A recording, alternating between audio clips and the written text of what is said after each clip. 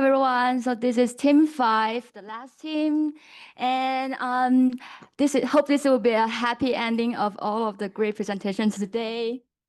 And for our group project is flood depth prediction through geospatial data fusion and machine learning.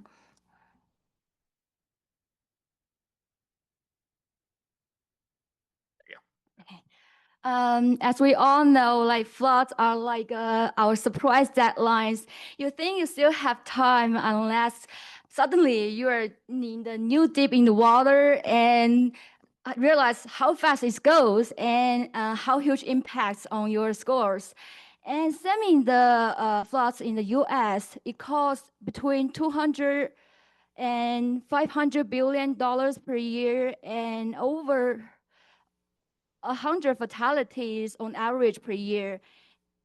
The high water level or flood depth reflects the severity of a flood and its destructive potential, as you see near the mud line here in the image, showing where's the peak of the flood. And currently, the measurement of flood depth is time-consuming and labor-intensive, especially difficult in urban area. And most importantly, there are few public available data sets that can be directly used for predict flood depth.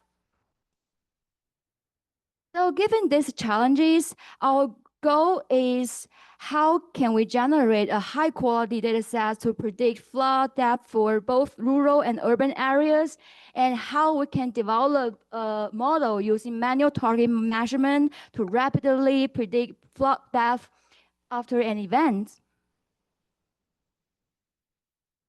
So to get into the nitty gritty here, to talk about our ground truth a little bit and just the data set of these high water marks. So the USGS, or US Geological Survey, has this short-term network flood event data set where they send out teams of people into the field to manually measure the depth of floods based off of lines like where debris or clay or other things are deposited on surfaces.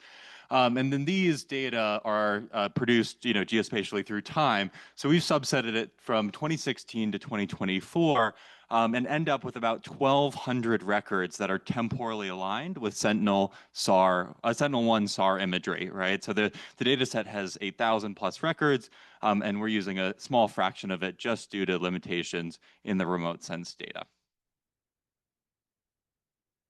Thank you. So I'll be talking about the data. Thank you for talking about the predictor, about the target. So I will be talking about the predictor features that we use in our model. And consistent with literatures, we selected some predictors, which we believe they actually contribute to flood. And one of it is the DEM features, which we extract elevation from, and also from the NLCD, where we have our land cover and precipitation data also, and Sentinel-1, which actually, we have the Sentinel-1, we have the high water mark height, where we actually got our target from, and of course the soil moisture and the weather data.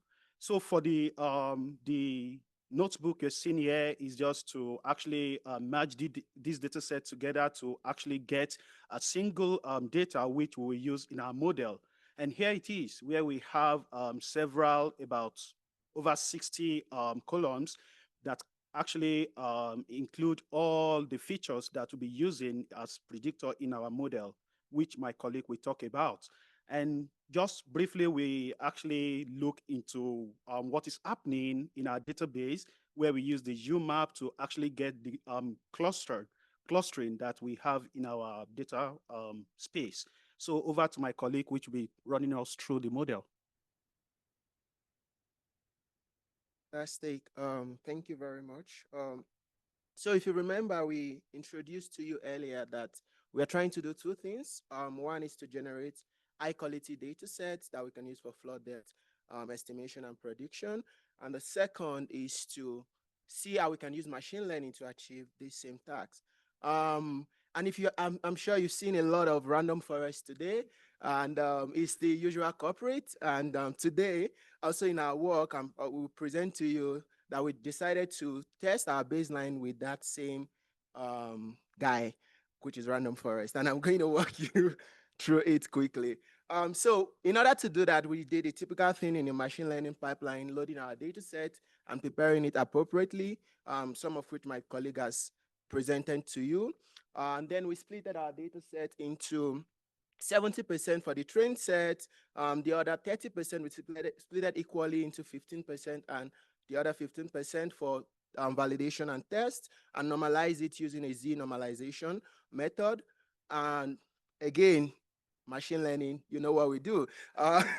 We went directly to say, oh, we have a random forest. How do we get the best parameters to use? We use our grid search to search through the parameter space and do the hyperparameter tuning.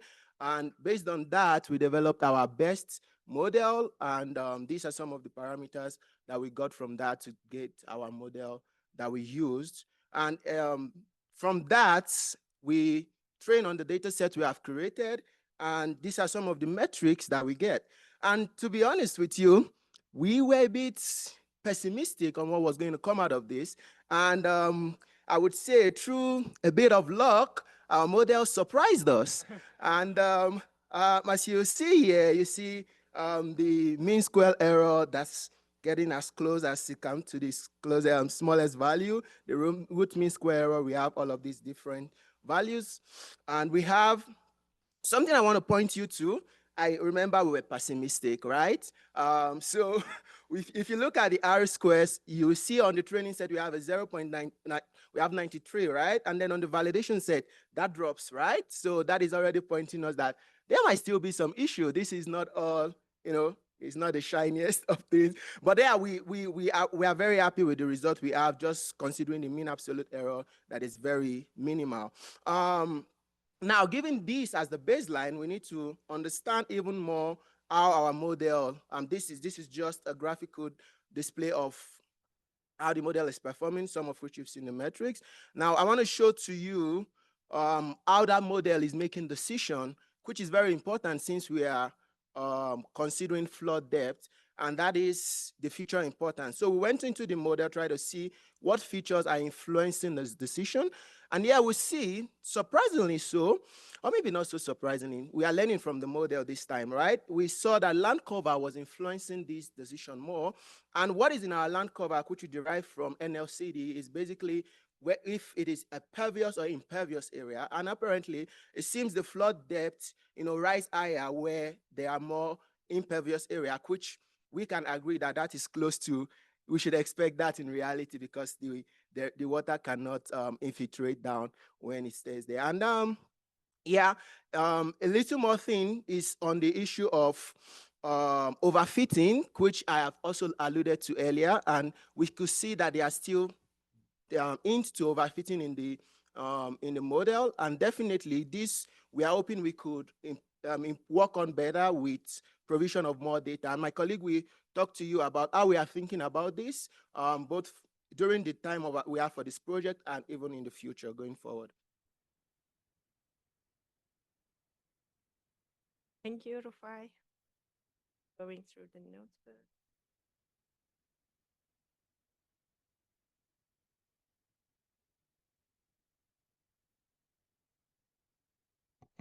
So as my colleagues mentioned, we had lots of trial and errors, back and forces to come up with a model that to some extent performs well. And here you can see the spatial distribution of absolute residuals over the cones and the locations that we had observation data for them.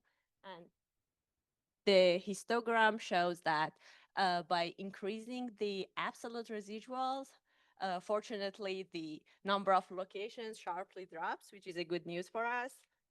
And also, to better understand how well our model catch the patterns, the spatial patterns of the observation data, we clustered our values to 3 clusters from low, medium, and high values. And here you can see that generally the model is following the target data to some extent in a good manner. And for comparison, the cluster 1 is overestimating, and cluster 2 and 3, which include medium and high flows, are underestimating the water values. So I want to zoom us back into what's happening at the local level and show you a 3D visualization. So to set the scene, Hurricane Harvey hit the Houston area and caused tremendous damage across the region. Here's a street just outside of Houston where we have two of the real high water marks that were calculated, or actually not calculated, measured by this USGS team. And when we overlay our random forest predictions, you see that we actually have quite good congruence between the two of them with even across the road from each other. This is about 100 yards. There is variation between our estimates and reflecting the true real high water marks. What's really challenging about this problem is you have a lot of small kind of topographical features that change this high water level operating at these very fine spatial scales.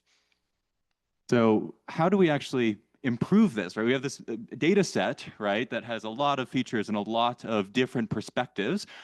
Is there a better way to leverage this to predict high water marks? Thank you very much for the introduction, Alex. So I think what have we been through basically tells us we are dealing with a pretty nice data set that completes our first target, but we will not definitely don't want to stop at random forest. So this is one way we're going into the future feature routing. As we can see, we are starting with multimodal raw data that comes in categories and modes, and in our feature routing. We are going to further group them based on their traits, being temporal, being imagery, being point, and we will probably feed temporal into LSTM, image into conv, or points into multilayer perceptron so that they are better represented. We capture more representation, more meaningful representation from them, and eventually we feed them into a fusion layer so that synergies can happen. And currently we're using multi-head attention. And currently, we're still in the process of developing it. This is a result from last night, but we have a prediction MSE of 0.254, which is very close to the random forest baseline. So yeah, this is some good news. So this is feature routing. This is all open to modification in the future based on what data we are seeing in the future. That we are also seeking to improve. And just a little bit visualization for the feature routing prediction results. So you see, it is performing pretty well for that point in the back because it is actually, the difference is very minimal. You cannot even tell the difference visually. And for the point in the front, we see the prediction is a little off to the original high water mark. But you can, as you can see, the predictions are very close to each other. And this is one particular challenge that's very persistent in machine learning because they have very similar attributes because they are so close to each other. So we definitely want to learn what to do. So what's next? Of course, we want to explore urban and rural because they have very, very different settings. And we want to do some classification in the future to really capture the difference. And also we want to leverage additional thorough data sources such as Umbra so that we can enlarge our training data set. And we definitely want to expand beyond just extreme flood event to set up, for example, have some false positive sets to really set up an alarm system. Excellent. So to wrap up, what do we learn? I think teamwork is at the top of this list. We came together on Monday, not knowing each other, not knowing each other's backgrounds, our technical expertise, clashed heads and figured out how to work together as a team and came up with this product. So really proud of the work we did. We worked through a lot of theoretical challenges, really thinking about this problem, both physically, theoretically, and mechanistically when we actually start to try to model these things. And again, this combination and bringing together of disparate data sources is something that's really challenging, and it's pretty amazing that we could put this together in a few days. And so overall, an amazing learning experience, and I just want to say thank you from all of us to everyone here for bringing together this amazing opportunity, and we've learned a lot. Any questions?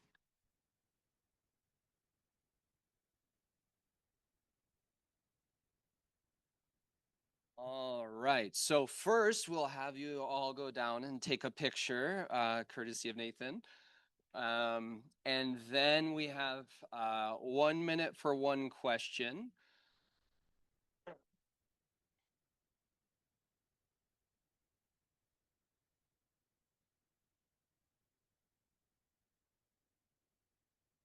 Nathan, focus.